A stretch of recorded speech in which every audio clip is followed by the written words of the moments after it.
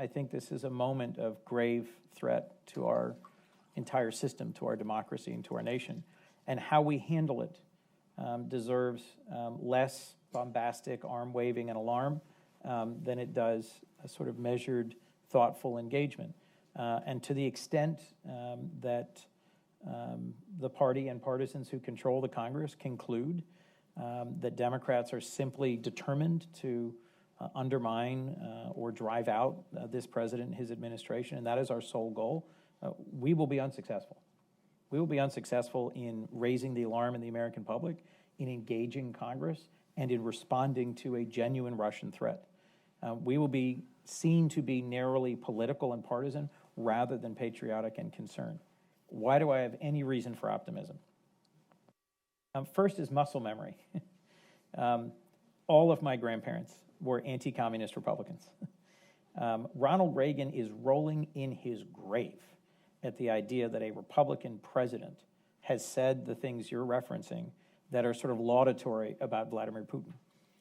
The idea that somehow Angela Merkel and Germany and Vladimir Putin and Russia are morally equivalent, as suggested by a fairly inept early comment by the president, I think was eye-opening to anyone who was engaged in the project of promoting democracy in the face of Soviet aggression over decades. So one has to believe that there are many Republicans who see this perfectly clearly and who recognize the very real threat in front of us.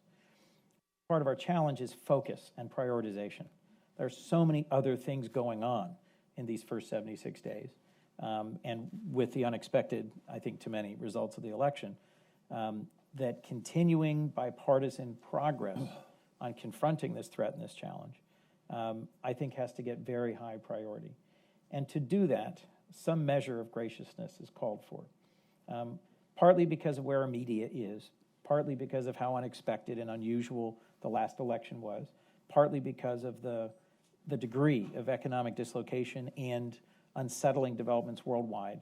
Most discussion about any topic in the Congress these days is overheated and often hyperventilating.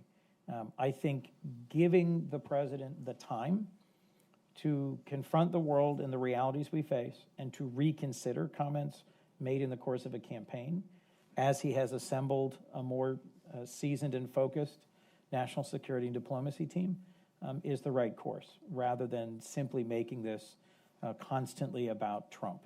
It's not about Trump. It's about America. And if one thing may come out of this that is positive, it's that Trump may succeed in making the Senate great again.